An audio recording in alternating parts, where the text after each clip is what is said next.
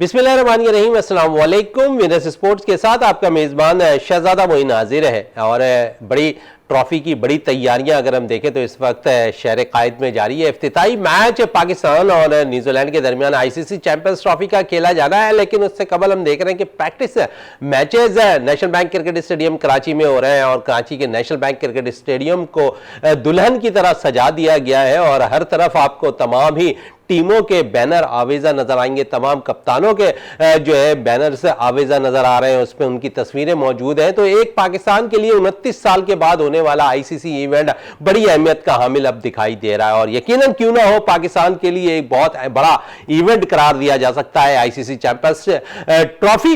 और इस पर आज हम बात भी करेंगे अपने शो के अंदर और जावेद इकबाल भट्टी हमारे साथ यहाँ तशरीफ रखते हैं और पाकिस्तान टीम की परफॉर्मेंस से भी बात करेंगे। और सबसे पहले मैं जावेद इकबाल भट्टी की तरफ चलता हूं। जावेद साहब, पाकिस्तान टीम के हवाले से अगर बात कर लें, आज भी पाकिस्तान टीम ने प्रैक्टिस सेशन किया, कल भी करते रहे और ऐसा लगता है कि बड़ा जोश जज्बा नजर आ रहा है। लेकिन हम देखते हैं कि पिछले 2 मैचेस अगर हम देखें तो न्यूजीलैंड से शिकस्त हुई, एक मैच में हमने जनूबी अफ्रीका को आउट क्लास किया।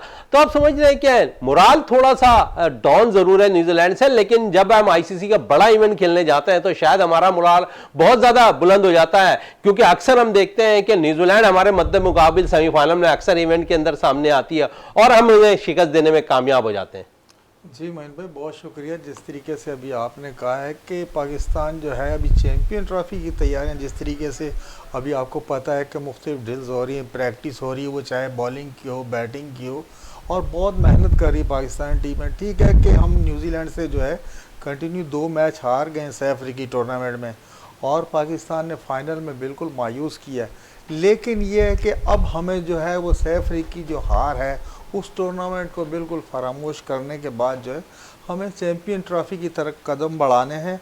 और जिस तरीके से अभी आपने कहा है तकरीबन 28-29 साल बाद जो है इतना बड़ा इवेंट जो है आईसीसी का जो हम होस्ट करने जा रहे हैं और वो माशाल्लाह पाकिस्तान में हो रहा है। और जिस तरीके से हमने इसके लिए तैयारियां की हैं, हमने स्टेडियम्स को अपग्रेड किया है और आज हम जब नेशनल स्टेडियम कराची से आ रहे थे, वहाँ प्रैक्टिस सेशन हो रहे थे, मुख्तलिफ मैचेस हो रहे थे और फिर जिस तरीके से हमने देखा कि स्टेडियम को सजाया गया है, जितने भी चैंपियन ट्रॉफी में शामिल कप्तान हैं उनके बड़े बड़े बैनर्स आवेज़ा हैं, तमाम टीमों के जो मैन प्लेयर्स हैं उनके बड़े बड़े कद आवर वो पैनाफ्लैक्स लगे हुए हैं। तो पाकिस्तानी आवाम और जिस तरीके से पूरी दुनिया की आवाम की नज़रें पाकिस्तान में होने वाली चैंपियन ट्रॉफी में है और इंशाल्लाह आप देखिएगा कि हमारी टीम जो है एक नए जज्बे और नए जज्बे और नए लगन के साथ हम न्यूजीलैंड के खिलाफ पहला मैच खेलेंगे। इसी हवाले से बात करने के लिए अब टेलीफोन लाइन पे हमें ज्वाइन कर लिया है नईमुल हक साहब ने और सीनियर फर्स्ट क्लास क्रिकेटर हैं, उनसे भी गुफ्तगू रहेगी और साथ साथ एनालिस्ट भी हैं वो। नईमुल हक साहब, बहुत शुक्रिया विनर्स स्पोर्ट्स में टाइम देने का। एक बड़ा मैच आईसीसी चैंपियंस ट्रॉफी, 29 साल के बाद पाकिस्तान में चैंपियंस ट्रॉफी के मैचेस अगर हम देखें तो आईसीसी का इवेंट हो रहा है। क्या कहेंगे इस चैंपियंस ट्रॉफी के हवाले से, फिर क्योंकि एक बड़ा इवेंट पाकिस्तान में इनेकाद हो रहा है, उस हवाले से पहले बात कर लेता हूं आपसे और फिर पाकिस्तान टीम की कारकर्दगी के हवाले से और पाकिस्तानी स्क्वाड के हवाले से मैं आपसे जरूर पूछूंगा।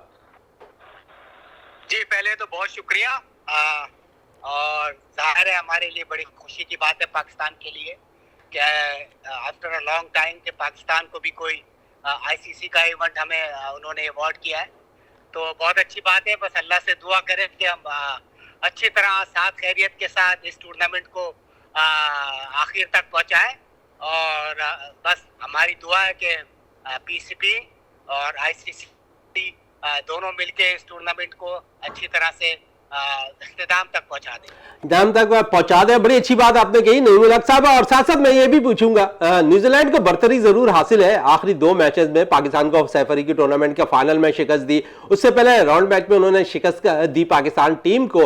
दोनों मैचेस में अगर हम देखें तो उनके बैटर्स और बॉलर्स ने बड़ी अच्छी परफॉर्म किया। लेकिन मैं आपसे ये जरूर पूछूंगा, एक बड़ा इवेंट पाकिस्तान इफ्तिताई मैच न्यूजीलैंड के खिलाफ खेलने जा रहा है और इससे कबल अगर माजी उठाकर थोड़ा सा देख लें तो हमने न्यूजीलैंड को अक्सर सेमीफाइनल में शिकस्त दी है और आप समझते हैं कि बेशक न्यूजीलैंड इस वक्त बड़ी हावी नजर आ रही है पाकिस्तान पे, लेकिन पाकिस्तान कम बैक करना जानता है बड़े मैचेस में। जी बिल्कुल, इंशाल्लाह ताला हमारी हिस्ट्री है कि जब भी हम न्यूजीलैंड से खेलते हैं तो हमेशा हमारा अपर हैंड होता है, लेकिन अगर आप न्यूजीलैंड की टीम को देखें तो वो बड़ी जबरदस्त टीम सेलेक्ट करके लाए हैं। वो बिल्कुल उन्हें पता था कि ये मैचेस एशियन कंडीशन में हो रहा है, तो आप उनका कॉम्बिनेशन देखें। वो अपने साथ 2 या 3 स्पिनर्स लेके आए। एक तो उनका कप्तान सेंटर, वो खुद भी बड़ा अच्छा लेफ्ट आर्म स्पिनर है, प्लस वो एक ब्रेसवेल को लेके आए हैं, प्लस उनका जो एक फिलिप्स है, फिलिप्स आउटस्टैंडिंग बैट्समैन है, आउटस्टैंडिंग फील्डर और है। मजे की बात है कि वो 7वें नंबर पर बैटिंग कर कर काफी स्कोर करते हैं। सर जी वो उनका सीक्रेट वेपन है। अभी आपने देखा उसने पाकिस्तान के खिलाफ किस कदर जबरदस्त किस्म का एक 100 किया है। प्लस आप कोई भी उसको आप देख लें, इंडिया में उसकी परफॉर्मेंस देखें, और जो टेस्ट क्रिकेट खेला था वो नीचे आके 40-50 रन करता है, 2-3 आउट भी कर देता है। तो वो तो बड़ी जबरदस्त टीम सेलेक्ट करके लाए। हम अपने लोकल जो हमने टीम सेलेक्ट की है उसमें हमने तीतर बटेर वाली बात की है कि बड़ी अच्छी बात आपने कही अभी थोड़ी देर कमल, आपने कहा कि लोकल टीम है सिलेक्ट की है, हमारे सिलेक्टर्स ने। तो लोकल किस तरह आप कह रहे हैं इस टीम को? आप यही टीम है, सिर्फ 2 से 3 प्लेयर्स की इसके अंदर एंट्री हुई है, वो भी पैराशूट के जरिए, तो आप इसीलिए लोकल कह रहे हैं इस टीम को? भाई साहब लोकल तो क्योंकि हम लोकल इसलिए हो गए कि पाकिस्तान इवेंट होस्ट कर रहा है, तो हम तो लोकल है ना। लेकिन आप अपनी टीम को तो देखें, हमने मतलब खुशदिल शाह को लिया, बांग्लादेश प्रीमियर लीग के भी बुनियाद पे हमने ले लिया। अच्छा प्लेयर है, बुरा प्लेयर नहीं है, बॉलिंग भी इतनी बुरी नहीं की उसने तीनों मैचों में। उसके बाद एक अकेला स्पिनर जो है वो अबरार है। तो अबरार कोई ऐसा स्पिनर नहीं है कि वो पूरी टीम को लिटा देगा। अच्छा है, सही है, उसका गेंद ब्रेक बड़ा कम होता है। मुझे नहीं लगता कि आप स्पिनिंग ट्रैक बनाओगे। आप मेरे हिसाब से स्पोर्टिंग विकेट्स बनाओगे कि बॉलर्स को भी हेल्प करे और बैट्समैन को भी हेल्प करे। तो हमने अपनी टीम में थोड़ा बहुत आगे पीछे कर दिया। सबसे बड़ा आपके पास ओपनर की प्रॉब्लम होगी, क्योंकि आपके पास रेगुलर ओपनर नहीं है। बाबर आजम से आप ओपन करा रहा हो। इमाम उलग को हमने पता नहीं क्यों निकाला है।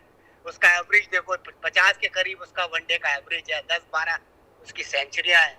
तो बस हम किसी पे भी हम एकदम वो चला देते हैं तलवार कि बस उसको निकाल दिया, मुझे नहीं पता क्या वजह है। तो बस हमारी टीम। अच्छा नईम भाई, बड़ी अच्छी बात कही आपने कि यहाँ पर इमाम को शामिल नहीं किया, लेकिन मैं आपसे ये जरूर पूछूंगा कि फखर ने कमबैक किया, फखर की परफॉर्मेंस सामने नजर आ गई। उसके अलावा आप ऑस्ट्रेलियन टूर में अगर आप हर टीम, मैंने देखा है कि इस वक्त अगर 7 टीमों का मुआवजा किया जाए तो हर टीम भरपूर तैयारी के साथ आई है, कंडीशन को देखकर आ रही है। हर टीम के पास अच्छे स्पिनर्स भी मौजूद हैं, और आप उस स्पिनर्स के हवाले से बात कर रहे हैं, इब्रार के हवाले से, और आप कह रहे हैं कि वो वाहिद स्पिनर पाकिस्तान टीम में शामिल है रेगुलर, और उसके अंदर इतनी सलाहियत नहीं है कि वो सामने वाली टीम को बिछाड़ सके। लेकिन ओवरऑल अगर हम देखें तो इस टीम के अलावा आपने ऑस्ट्रेलिया में परफॉर्म किया, वहां आपके साथ सुफियान थे, आपने जिम्बाब्वे में अच्छा उससे परफॉर्म लिया, उसके अलावा जनूबी अफ्रीका में आपने जनूबी अफ्रीका को शिकस्त दी।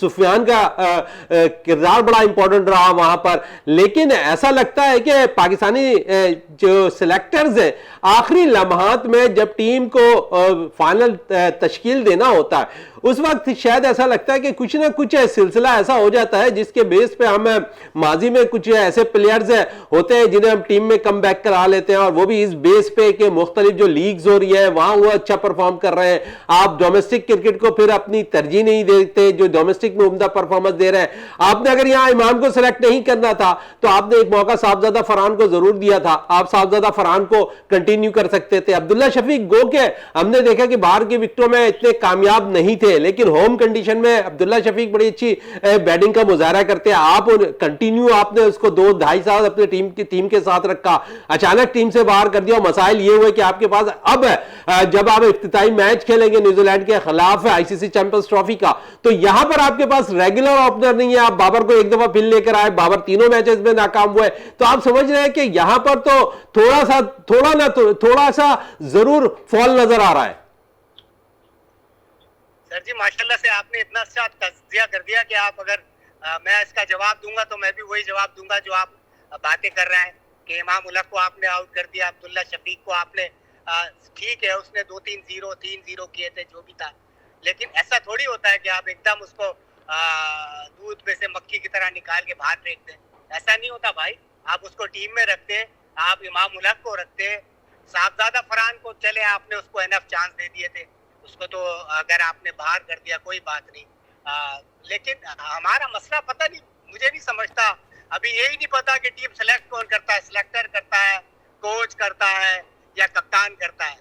तो मेरे हिसाब से तो मुझे रिजवान का बड़ा पार्ट लगता है, क्योंकि रिजवान खुशदिल शाह जो है वो अच्छा प्लेयर है, रिजवान का फेवरेट है, उसको रिजवान बहुत अच्छी तरह इस्तेमाल करता है। अभी आपके पास ये लड़का है अपने Tayyab Tahir, is a very good player, spinners को बहुत अच्छा खेलता है। मैंने सुना है, मैंने 2-3 लोगों से लोकल बात की तो उन्होंने बताया कि बहुत आउटस्टैंडिंग खेलता है स्पिनर्स को, तो आप उसको खिलाएं। सऊद शकील, अब मुझे नहीं पता सऊद शकील खेलेगा या कामरान गुलाम खेलेगा, लेकिन सऊद शकील ने भी 2 इनिंग में कोई ऐसी खास कारकर्दगी दिखाई नहीं जो उनसे उम्मीद थी। तो लेट्स सी कि तीसरे नंबर पे कौन खेलता है। तो हमारे अच्छा नईम साहब आपकी तरफ आओ आप भाई, अगर हम देखें तो ओवरऑल हमारा मिडिल ऑर्डर फिर भी कुछ बेहतर अभी परफॉर्म 2 मैचेस में नजर आया, ओपनर्स यहां परफॉर्म नहीं कर पा रहे, और आप समझते हैं कि इंपॉर्टेंट मैच में अगर ओपनर परफॉर्म नहीं करेंगे तो हमें मुश्किलात का सामना करना पड़ेगा। सर जी, अगर हमारा बाबर आजम जो कि ओपन आता है, उसके लिए आइडियल होता है कि वो पूरे लंबा खेल जाए, और उसने ये बहुत दफा दिखाया है, he is one of the best, world class player है। तो अगर बाबर लेके चलेगा और नीचे से बाबर ने ऊपर से 100 करने हैं, या किसी ने भी एक ऊपर से 100 करने, चाहे वो फकर हो, बाबर हो या नंबर 3 सऊद शकील आएगा, कोई एक लंबा खेलेगा, उसके साथ 2-3 लड़के।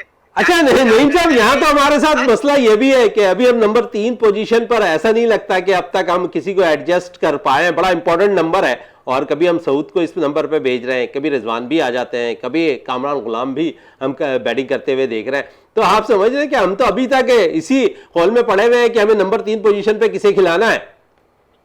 सर जी, मैं यही तो कह रहा हूँ ना, हमारा तो कुछ पता ही नहीं होता ना सिलेक्शन का, हमें यही नहीं पता। नंबर 3 अगर आप इमाम को खिला लेते या एक रेगुलर ओपनर खिलाते तो नंबर 3 तो ऑटोमेटिकली बाबर आजम का सेट था। और मेरे ख्याल में मैं अपनी अगर जाती राय दूं, अगर इमाम इस टीम में होते तो नंबर 3 पोजीशन पर जो आसानी होती बाबर के लिए भी, रिजवान के लिए भी, उसके साथ है सलमान अच्छा परफॉर्म कर रहे हैं, सलमान तैयब ताहिर अच्छा परफॉर्म कर रहे हैं, कामरान गुलाम को मौका मिलता, सऊद शकील किसी मैच में इन आउट हो सकते थे लेकिन उनका भी इंपॉर्टेंट रोल हो सकता था। लेकिन मैं समझता हूं कि यहां पर आपने एक नंबर 6 पोजीशन के लिए फहीम अशरफ को आप कैसा देख रहे हैं, जो कंडीशन आपको नजर आ रही है पाकिस्तान की अभी 2 मैचेस में विकेटों की, तो आप समझिए फहीम अशरफ का भी रोल हो सकता है किसी हद तक, और टीम अगर उन्हें 11 रुकनी स्क्वाड में न्यूजीलैंड के खिलाफ खिलाते हैं तो। अगर आपने उसको सिलेक्ट किया है, अभी आपने उसको आखिरी मैच खिलाया था, आपने खाली 3 ओवर उससे करवा लिए, बैटिंग तो फिर भी शायद उसने 22-23 रन किए थे, तो आप उसको जस्टिफाई तो करें कि आपने उसको सेलेक्ट क्यों किया। अगर आपने उसको सेलेक्ट किया है तो आप उसको खिलाएं, उसको चांस तो दें, उसको लेट्स सी कि वो क्या करता है। अब आप उसको किसी इंपॉर्टेंट मैच में खिला देंगे इंडिया के खिलाफ तो मुझे नहीं पता, लेकिन अगर हारिस रऊफ अनफिट है, अगर हारिस रऊफ नहीं खेल रहा तो आप उसको खिला सकते हैं as a third medium pacer. चले, आपने हारिस रऊफ की बात की, यहाँ पर है नईमुल हक साहब है, और मैं अब से कुछ देर कबल national bank cricket stadium Karachi में मौजूद था, और हारिस रऊफ ने प्रेस कॉन्फ्रेंस की, और जब उनसे सवाल किया गया आपकी किस हद तक इस वक्त फिट है, तो कहते हैं मैं मुकम्मल तौर पर फिट हूं और भरपूर परफॉर्मेंस देता रहूंगा टीम के लिए भी। और लेकिन उनसे अगर हमने जो नेट देखा उनका, वो 6 ओवर से करते दिखाई दिए इस नेट के अंदर, तो आप समझते हैं कि हारिस भी मुकम्मल तौर पर फिट नहीं है। अगर उसने 6 ओवर किए तो वो तो मेरे हिसाब से फिर जो आदमी फिट होता है वही 6 ओवर करता है। तो अगर उसने 6 ओवर किया, बड़ा अच्छा साइन है पाकिस्तान के लिए कि वो क्रिकेट खेल सकता है, मतलब मैच खेल सकता है। हारिस रऊफ बड़ा इंपॉर्टेंट बॉलर है पाकिस्तान के लिए, इस वक्त सबसे अच्छी गेंदें जो है वो हारिस रऊफ ही कर रहा था। तो चले, आपने कहा हारिस रऊफ अगर 6 ओवर्स कर रहे हैं नेट पर तो एक अच्छा साइन है पाकिस्तान के लिए कि वो मुकम्मल रिदम में है और पाकिस्तान के लिए अपनी खदमात देते हुए भी नजर आएंगे। और नईम साहब कह रहे हैं कि हारिस पाकिस्तान का सरमाया है, अगर हारिस अपनी कंटिन्यू फॉर्म के हिसाब से अगर बॉल करे तो पाकिस्तान को मैचेस भी जिताने में अहम रोल अदा कर सकता है। नईमुल हक साहब, आपका बहुत बहुत शुक्रिया विनर्स स्पोर्ट्स में टाइम देने का। और जावेद इकबाल जावेद इकबाल भट्टी साहब हमारे साथ मौजूद हैं। जावेद साहब, मैं मजीद आपसे तरफ आता हूं और हारिस के हवाले से ये बात कर रहे थे नईम साहब भी। क्या कहेंगे हारिस के हवाले से? आज भी उन्होंने नेट पे 6 ओवर्स किए और जब उन मीडिया ने उनसे बात की कि आप मुकम्मल तौर पर फिट है, उन्होंने कहा है कि आपने परफॉर्मेंस देख ली है मेरी नेट पे, मैंने 6 ओवर्स किए हैं। तो आप समझते हैं कि उनका रिदम में आना पाकिस्तान के लिए खुशामिंद होगा? बिल्कुल, हारिस रऊफ आपको पता है कि मैन किरदार है पाकिस्तान की फास्ट बॉलिंग अटैक में। और जिस तरीके से रिसेंटली आपने उसकी परफॉर्मेंस देखी थी, वो आपको पता है कि जब वो सेकंड स्पेल में जब आता है और मिडल ओवर्स हो रहे होते हैं या लास्ट ओवर्स हो रहे होते हैं, तो उसका बड़ा अहम किरदार होता है। उसकी बॉलिंग जो है वो बहुत ही शानदार रहती है उन ओवर्स में। और इनका जो फिट होना है वो बड़ी खुशाइंदा है पाकिस्तान के लिए, क्योंकि लास्ट जब हम ट्राई से फाइनल खेल रहे थे उसमें भी हारिस रऊफ जो है वो टीम में इन नहीं थे। तो हारिस रऊफ का फॉर्म में आना, और आज जब हमने उनसे सवालात किए तो उन्होंने कहा कि मैं रिदम से बॉल कर रहा हूं और मैं 100% फिट हूं। बकौल उनके तो उन्होंने कहा कि वो फिट है, लेकिन ये कि जिस दिन आप जो है न्यूजीलैंड के ख़िलाफ़ जो है इन एक्शन नज़र आएंगे, वहाँ आपकी रफ्तार, आपकी बॉलिंग और आपकी वो वैरायटीज़ जो आप अक्सर व बेशतर अच्छे मैचेस में करवाते हैं वो नज़र आ जाएंगी कि हारिस रऊफ जो है बिल्कुल सुपर फिट बॉलर्स की तरह ओवर कर रहा है। और नसीम और शाहिनशाह अफरीदी जो है उन पे भी थोड़ा सा दबाव कम होगा। और जैसे अभी आप कह रहे थे, क्योंकि हम न्यूजीलैंड से 2 मैच हार चुके हैं और पहला मैच ही हमारा जो है 19 को है वो न्यूजीलैंड से, तो जाहिर है न्यूजीलैंड तो आपके अपर हैंड आएगा। लेकिन ये वही हम यही कहते हैं कि अब वो पिछली जो शिकस्तें हैं उन्हें माजी में डाल दें, उन्हें भूल जाएं। एक नए जोश और वलबले के साथ जो है हम चैम्पियन ट्रॉफी का आगाज़ करने जाएंगे। तो उम्मीद हमें यही रखनी चाहिए कि देखिए, हमारी टीम पे कोई भी, किसी भी प्लेयर पे कोई पेशन गोई नहीं कर सकता। जिस तरीके से हमने एक दिन पहले जो है इतना बड़ा टोटल जो साउथ अफ्रीका के खिलाफ चेस किया और दूसरे दिन हम 250 रन नहीं बना पाए, तो ये हमारी टीम जो है इसी किस्म की कारकर्दगी जो है हमेशा से पेश करती आई है। लेकिन हमारे पास जैसे अभी बात हो रही थी, फ़खर हो गया, बाबर आजम हो गया, सऊद शकील हो गया, रिजवान हो गया, आगा हो गया, ये इंडिविजुअल जिस दिन इन्होंने परफॉर्म करना शुरू कर दिया, अगर देखें हमारे ऐसा भी होता है कि हमारे यहाँ तन तना जो है बैट्समैन एक ऐसी इनिंग खेल जाते हैं कि स्कोर बोर्ड पर बहुत बड़ा स्कोर लग जाए, और हमारे बॉलर जो एक बॉलर जो है उस दिन अच्छी परफॉर्मेंस अगर दे देता है, 4-5 आउट कर देता है, तो हम जो है दोबारा मैच में वापस आ जाते हैं। और ये पाकिस्तान क्रिकेट टीम की खासियत है कि वो जब बिल्कुल गहराइयों में चली जाती है और उसके बाद जब पलट कर दोबारा जो है विनिंग ट्रैक की तरफ आती है, तो इंशाल्लाह ऐसी परफॉर्मेंस जो है हमें प्लेयर से जो है तवक्का रखनी चाहिए। हमारे प्लेयरों में इतनी जो है एबिलिटी है कि किसी दिन भी वो चाहे बॉलर हो चाहे बैट्समैन हो, इंशाल्लाह चैंपियन ट्रॉफी जैसे शुरू होगी इसका आगाज़ जो है बहुत अच्छे तरीके से करेंगे। चले, इसका आगाज़ बहुत अच्छे तरीके से करेंगे। जावेद साहब, मजीद आपकी तरफ आऊँ, और क्योंकि अभी नईम साहब हमारे साथ टेलीफोन लाइन पर मौजूद थे, फर्स्ट क्लास क्रिकेटर, और वो ये कह रहे थे कि अगर इमाम इस टीम में होते तो आपका मिडल वन डाउन पोजीशन का मसला भी अलग जाता, मिडल ऑर्डर आपकी स्ट्रॉन्ग हो जाती।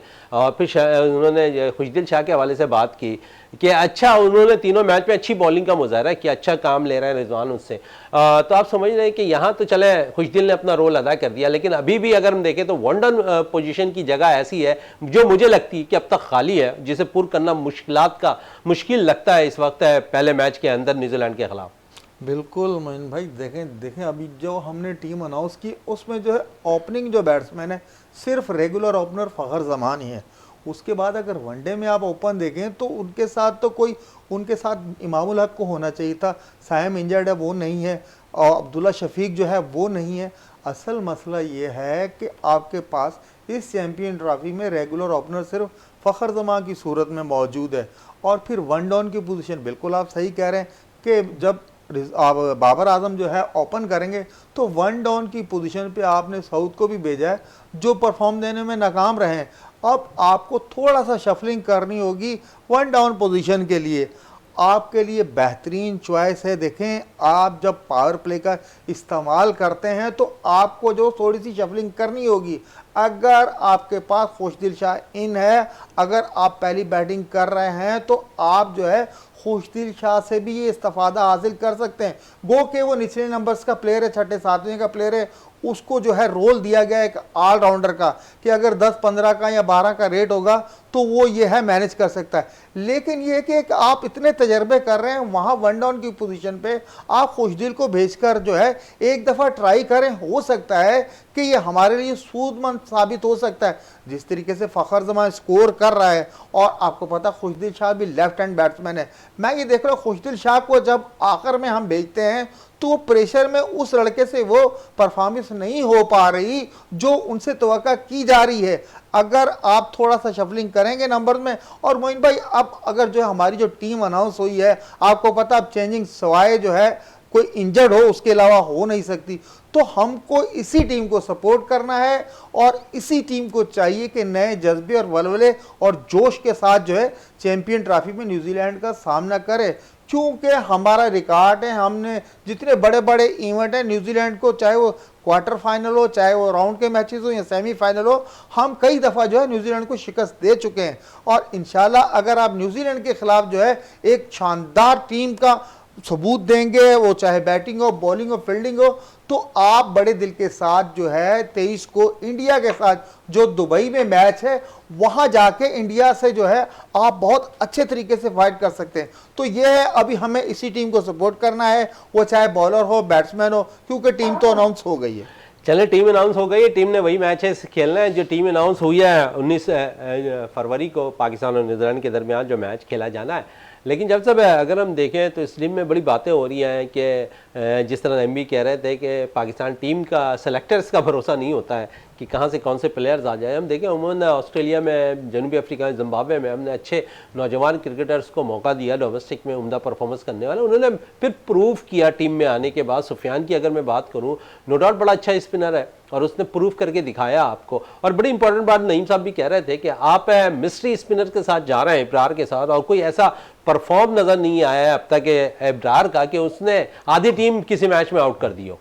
बिल्कुल मोहन भाई, आप सही कह रहे हैं कि हमने सिर्फ एक मिस्ट्री बॉलर डाला है और पूरा ये जो हमारा ट्रेडिशन का टूर्नामेंट चला था इसमें किसी भी मैच में कोई इब्रार ने एक्स्ट्रा ऑर्डनरी बॉलिंग नहीं की। गो के आकिब जावेद जो उन्हें डिफेंड कर रहे हैं कि वाइड बॉल में जो है अब इब्रार बहुत अच्छी बॉल करा रहा है, लेकिन वही बात होती है मोइन भाई, हम जब मैच इससे हमारे यहाँ चलते हैं असल में हम जो है विकेट रीड नहीं करते।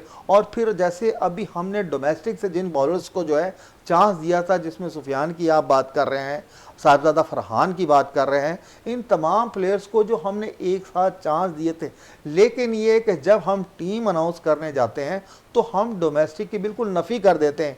वही मखसूस प्लेयर होते हैं जो जहनों में बसे होते हैं आपके या मेरे और भी क्रिकेट चाहने वालों के कि भाई ये सिलेक्ट होगा। और कई एक प्लेयर ऐसे हैं जो आप ना भी चाहते हो तो वो भी पैराशूट के ज़रिए जो सिलेक्ट हो जाते हैं। अब मसला ये है कि सिलेक्शन कौन करता है? सिलेक्शन कमेटी करती है, कोच करता है, कप्तान करता है।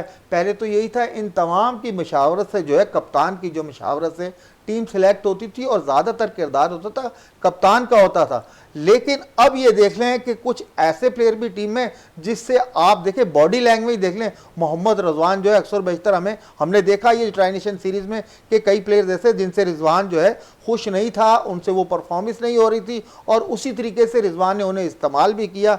तो ये सारी चीज़ें जब तक आप डोमेस्टिक को जो है आप तो ऊपर लेकर नहीं आएंगे, वहाँ से प्लेयर नहीं उठाएंगे और आपने वही गिने चुने प्लेयर ही खिलाने हैं, तो फिर ये मसले मसाइल होते हैं। मैं फिर भी यही कहूँगा कि भाई अब जो हो गया, सिलेक्शन कमेटी ने जो टीम अनाउंस कर दी, जो टीम कप्तान को दे दी, अब हमने जो है उन्हें बैक करना है। फिर कप्तान ने उन खिलाड़ियों से परफॉर्मेंस लेनी है। काफ़ी बातें खासकर अगर हम देखें तो दो प्लेयर्स के हवाले से ज़रूर हो रही हैं, और वह फ़हीम अशरफ हो गए और साथ साथ खुशदिल, और साथ अभी तक हमने देखा कि उस्मान को मौका नहीं मिला। उस्मान भी अब तक कोई वनडे मैच नहीं खेल चुके।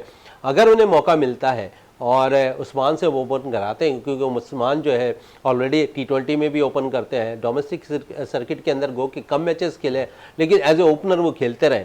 आप ये मसला यहाँ पर भी हल कर सकते हैं अगर उस्मान को खिलाकर आप, क्योंकि सऊद को हमने मौका दिया, 2 मैच में परफॉर्म नहीं, बाबर वन डाउन आ जाते हैं और उस्मान के साथ फ़खर जमान ओपन करते हैं।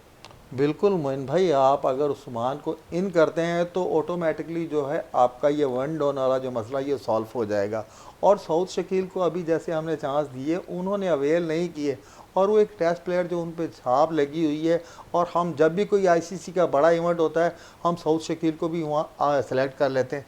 तो भाई अगर उनसे परफॉर्मेंस नहीं हो रही तो आपके पास सेकंड चॉइस तो है, और इससे जो है आपका पूरा मैच का और पूरी टीम का कॉम्बिनेशन जो है बिल्कुल सही हो सकता है। अगर आप उस्मान खान को जो है फ़खर के साथ ओपन करा देते हैं तो आपको पता है 1 डाउन ऑटोमेटिकली जो बाबर का नंबर है उस पर बाबर चले जाएंगे और सारे नंबर जो है नीचे तक सही होते चले जाएंगे। लेकिन असल मसला है इसके लिए जो है आपको एक बहुत बोल्ड फैसला करना होगा और सऊद शकील को ये जगह खाली करनी होगी। और कप्तान देखिए परफॉर्मेंस लेना जो है कप्तान का काम होता है ग्राउंड में। आप ग्राउंड कितने भी खूबसूरत बना दें, ग्राउंड आप भले चांद पे भी बना दें, लेकिन जब तक आपकी टीम जो है वो परफॉर्म नहीं करेगी तो शायकीन क्रिकेट या हम आप यहाँ बैठ के बिल्कुल तो सिर्फ तनकीद ही कर रहे होंगे, क्योंकि कोई भी तारीफ नहीं कर रहा था। जिस तरीके से उस दिन जब नेशनल स्टेडियम में ये न्यूजीलैंड से हमारा फाइनल होता सैफ अफ्रीकी का, उसके बाद शायकीन यही कह रहे थे वो स्टेडियम को तो भूल गए, स्टेडियम के बारे में तो कोई बात नहीं कर रहे थे, वो सिर्फ टीम के बारे में बात कर रहे थे कि भाई इसको ऐसे खेलना चाहिए था, इसने ये नहीं किया, इसने वो नहीं किया। तो इन चीज़ों को जो है आपको याद दिलाने के लिए आपको ऐसी परफॉर्मेंस पेश करनी है इस चैंपियन ट्रॉफी में कि शायकीन जो है वो दोबारा जो है आपसे वही प्यार वही जो मोहब्बत वो करते हैं उसी की तरफ लौट आए। नहीं तो आप फिर ये गिला करते हैं कि जी स्टेडियम जो है फिल नहीं होते। भाई स्टेडियम जब फिल होने जाते हैं तो आपकी परफॉर्मेंस जो है वो नहीं रहती। तो यही चीज़ें हैं भाई, ये सारी चीज़ें बराबरी पे चलेगी इंशाल्लाह। आप ग्राउंड में जाके 100% दे, पूरी पाकिस्तानी कौम जो है आपकी बैक पे खड़ी होगी। चले पाकिस्तानी कौम बैक पे खड़ी होगी, पाकिस्तान टीम को परफॉर्मेंस देने की ज़रूरत है और यकीनन पाकिस्तान टीम परफॉर्म ज़रूर करेगी इंशाअल्लाह। जब हम 19 तारीख को न्यूजीलैंड के खिलाफ इफ्तिताई मैच आईसीसी चैंपियंस ट्रॉफी का खेल रहे होंगे। जावेद साहब ये तो हो गई हमारे बैटिंग मिडिल ऑर्डर पर और ओपनर्स पर, वन डाउन पोजीशन में हमने काफ़ी बातें करते हैं, लेकिन सबसे बड़ा मसला हमारे फास्ट बॉलर्स रन बहुत दे रहे हैं। 2 मैचेस में जो है हमने एक मैच में देखा न्यूजीलैंड के खिलाफ 330 रन दे दिए, अफ्रीका के खिलाफ हम जो है 352 रन देने में कामयाब हो गए और फिर आखिरी मैच में हमने फाइनल में जो है पाकिस्तान के बॉलर्स के खातिर कारकर्दगी नहीं दिखा सके, न्यूजीलैंड के बैटर स्कॉट करने में नाकाम रहे, वहाँ न्यूजीलैंड कामयाब रहा उस फाइनल मैच के अंदर। तो आप समझिए हमारा तो सेटबैक यहाँ पर फास्ट बॉलिंग का शोबा भी नज़र आ रहा है, जहाँ नसीम अच्छी परफॉर्म नहीं कर रहे हैं, शाहीन शाह अफरीदी परफॉर्म नहीं कर रहा है। तो क्योंकि दोनों बड़े मैन बॉलर हैं, उनका ऊपर से ये विकेटें लेते हैं तो मिडल्स पे हमारे बॉलर्स के लिए काम थोड़ा आसान हो जाएगा। बिल्कुल जी, फास्ट बॉलिंग पे तो सवालिया निशान है, जैसे शाहीन शाह अफरीदी हो गए या नसीम शाह हो गए।